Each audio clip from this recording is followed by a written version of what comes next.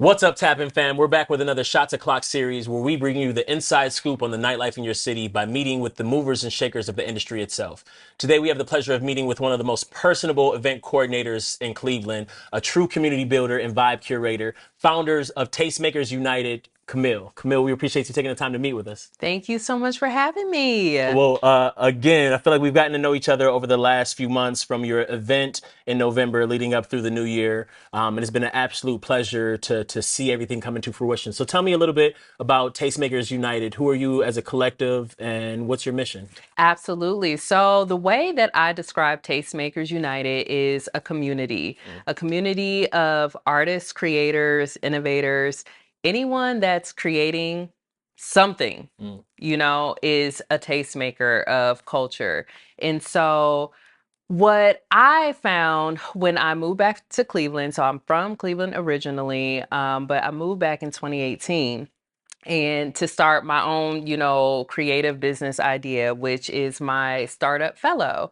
And it's, in the health, wellness, and beauty space, but it's also tech. But long story short, when I was back in Cleveland, I wasn't naturally running into like-minded, just big visionary thinkers, creative people.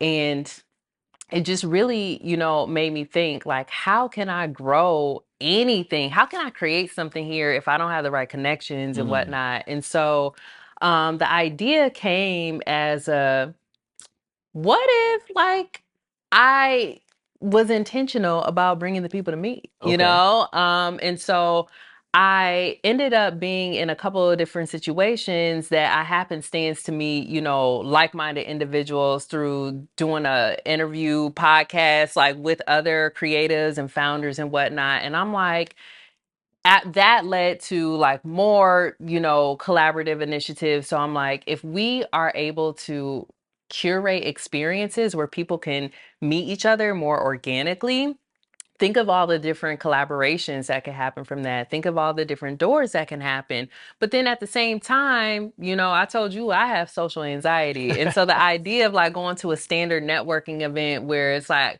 I got my name, tag, I got Right. my business Right. cards, and it's a little bit stuffy. Um, what if we were able to, just curate the vibe, get different creatives in the community to take part in the curation of it, whether they're doing poetry, whether, they might be performing, whatever. And just create an experience that people want to be at and allow them to just talk to each other. So, I love that. I love that. And I had the pleasure of being at your last event. So seeing it all come together and the different people from different walks of life and watching everybody genuinely network in a space where it feels like it's curated for them. I feel like you have a very unique touch and we're appreciative of it in the city. So what was the first walk me through the first Tastemakers United event? Like how did the pieces come together in the beginning? absolutely. So, the one thing that I really thought was to create density of, like-minded individuals. We got to get the right people in the room just to begin with. So we started off by hosting a private little dinner and inviting, just different movers and shakers in the city. Didn't really know exactly what we were doing, but like, let's just invite these people, give them dinner, and tell them like our big idea. you Okay. All know, right. That's a risk. No, you exactly. But in doing that, we were able to one just put our flag in the ground and say, "Hey, we're propping up shop."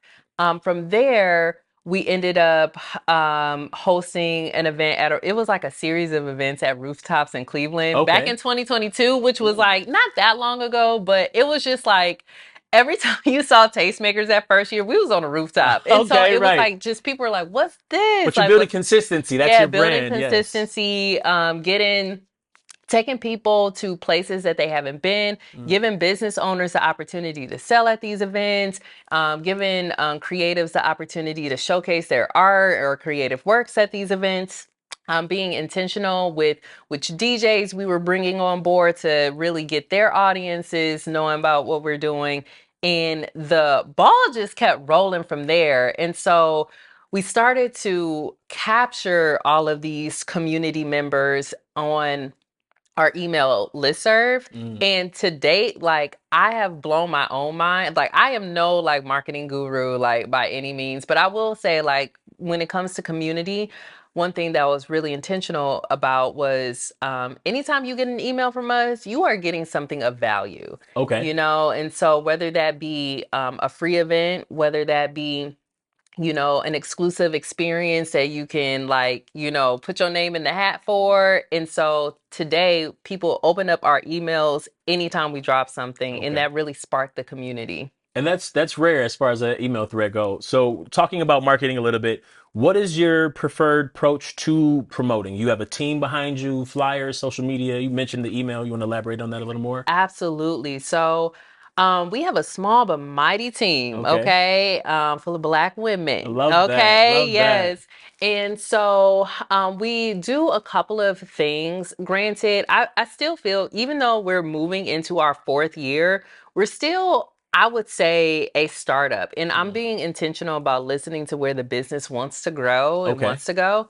But to answer your question, I would say email marketing has been very, very powerful for us.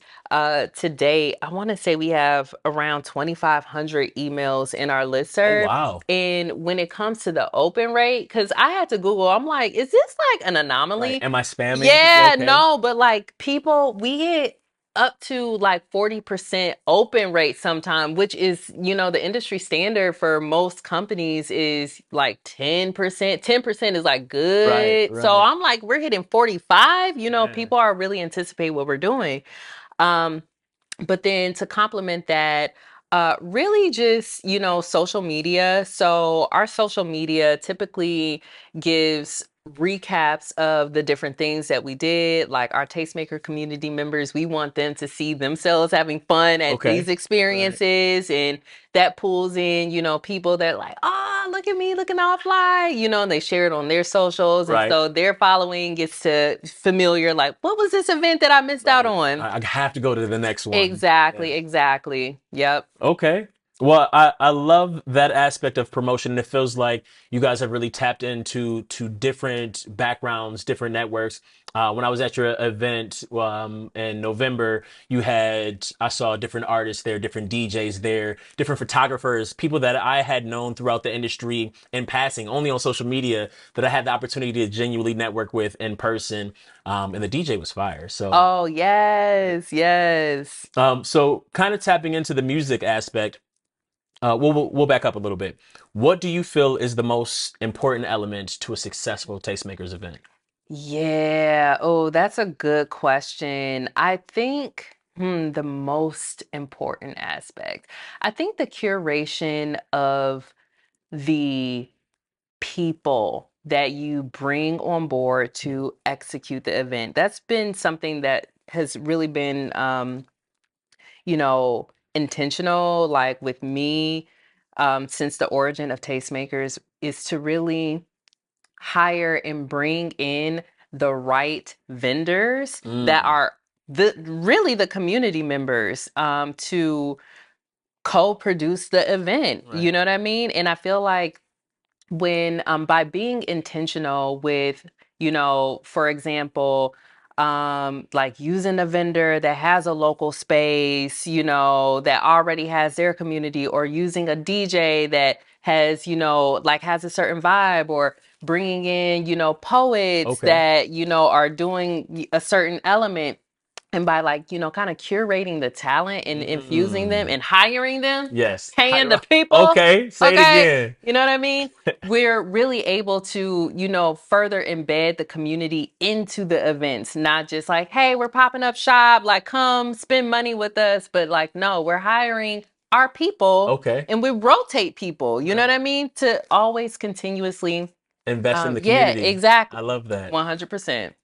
Listen, we'll have to dive deeper into the talent that you've worked with, but moving forward, diving a little deeper into the nightlife itself, what do you feel is currently missing from the Cleveland nightlife? Yeah, I feel like what's missing for me is a consistent vibe. You know what Okay. I mean?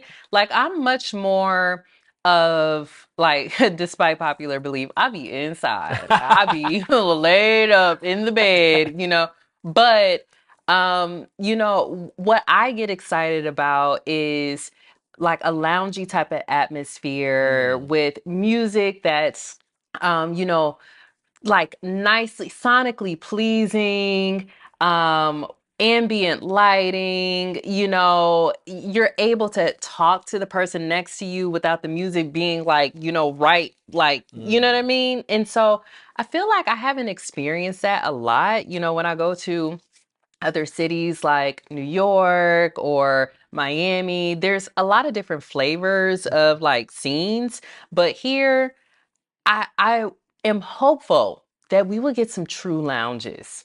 Okay. Give me a lounge. A lounge. I Yes, feel like I haven't. You're right. I haven't been to too many lounges. I will say there are a lot of speakeasies popping up in the city, there are. and I'm loving that atmosphere. But it's not as frequent. Not the vibe you're Mm-hmm. quite looking for. Yeah, I'm like, give me a lounge. Like, take me back to, I don't know, probably like back in the 20s where it was like, real quiet. You had some like live music Okay, and champagne whatnot, glasses, like flapper champagne. dresses. Yeah. Exactly, and just there was no phones, people recording, getting lost in the moment with Okay. content, just be here in the moment. I love that. I love that. We'll have to entertain some lounge atmosphere in the city one of these days soon. Yes. Um, what is one thing that you feel Cleveland has that no other city or nightlife atmosphere has? Point blank period, the people, like it, like, Clevelanders? yeah, I was gonna say, like, when I Yes. tell you, and when you really look at the creative scene,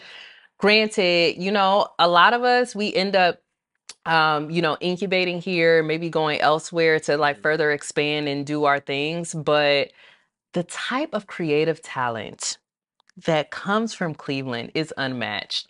Mm, Like for the size of our city, I mean, because yes. we're not like a huge city. We're actually one of the smallest, like big Metropolises, cities. yes. Yeah.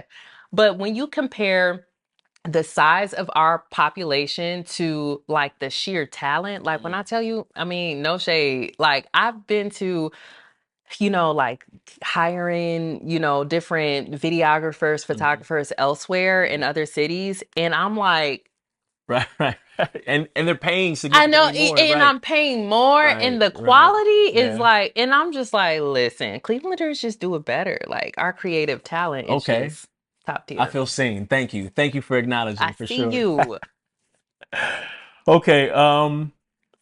A couple quick questions talking about you said you've been back in Cleveland for some time now. You've had an opportunity to kind of explore. Um, what Cleveland scene do you feel like has the best nightlife between West Six, Ohio City, the Flats, Coventry, Tremont? Am I Mm. missing one? Okay, okay. You said West Six, Ohio City, Ohio the City, the Flats, Flats, Coventry, Coventry, or Tremont? or Tremont. I know that the Van Aken Ooh. district is up and booming now Yeah, as yeah, it's kind well. of up and booming too. Cleveland Heights has a little vibe going on now. Okay. Yeah, I'm from originally Cleveland Heights, so Okay, you'll I have to get me hip. mean, Where are some of the places like that you would Lee like to go Road, to? listen, go to Lee Road and be outside during the summertime. Oh, Like okay. it's a vibe over there. Coventry, back in my high school days, definitely was like it had its heyday. I think it might be coming back around though. But I feel like for me, I think I'm more of a downtown. Like I'm a Mm. downtown, For the setting, for the people. for the setting, for the people. There's a lot of different events, conferences, Mm. people like doing business travel that come to Cleveland for a variety of reasons. Right. And so when you go to like some of the hotel bars or like the Mm. cocktail Hmm. lounges, like at the Nine, Hmm. or at the Hilton, you're getting like just like people. I don't know. And I'm also an entrepreneur. I'm in the business world. So, you kind of gravitate towards Towards like, your people. yeah. So, Yes. like, being intentional. But if I'm talking about straight, just straight up vibes, probably like there's a couple of places on West 25th in Mhm. Ohio City that I do like. But yeah, I think I'm a downtown girl. Okay. It suits you for Oh, sure. thank you.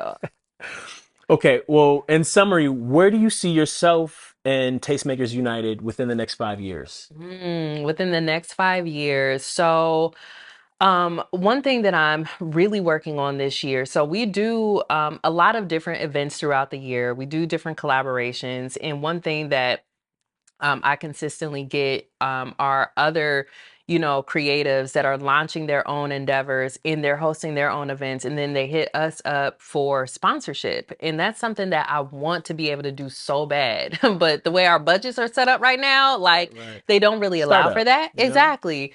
So what I really want to do is work on fundraising this year. So we would be Okay. able to really sponsor Mhm. other creatives, like if they're launching a project, if they are having a listening party or having a viewing or having a book launch, whatever it is. If you're creating something and you're a part of our community and you want our support, I want to be able to help monetarily do that. But then Okay. also we got a community so we can help promote it as well. Right. Okay. So that's one of the goals that I really want to see unfold within the next 5 years. And then also, I think really hosting like two larger scale events. Like Okay. I feel like it's time. It's time. I still um envision tastemakers curating our quarterly events, doing some collaborations, but I would love for us to do something a little,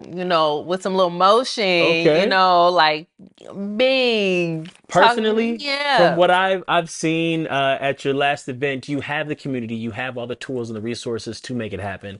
It's only a matter of time. Thank you. That is so affirming because I'm like, I see the vision, I see the ideas, but sometimes you think about like, how do I get from right here, that idea, Yeah. to it exists in real life? And you just got to take that one step and 10 come to you. So I'm And taking that's that that's a step. word in itself for Okay. sure.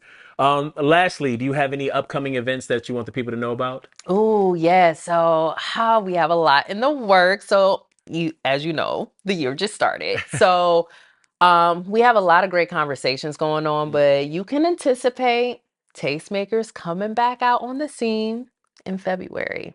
Okay. Yes, Keep the yes. eyes and ears Yeah, to the eyes, street. ears, and yeah, keep the eyes and ears open. And if you are not already plugged into our social, that's usually where we announce our events. Okay. And then also our newsletter. Definitely So like what's the social? Where can people follow you? absolutely. So we are most active on Instagram. So Tastemakers United. Tastemakers United, give us a follow. And then you can go to tastemakersunited.org to get on our newsletter. Okay. Well, we appreciate you so much taking the time to meet with us, Miss Camille. It's been an absolute pleasure getting to know you and Tastemakers, and I look forward to seeing you at your next event. Absolutely. Thanks, Pleasure. Aaron. Pleasure. Yay.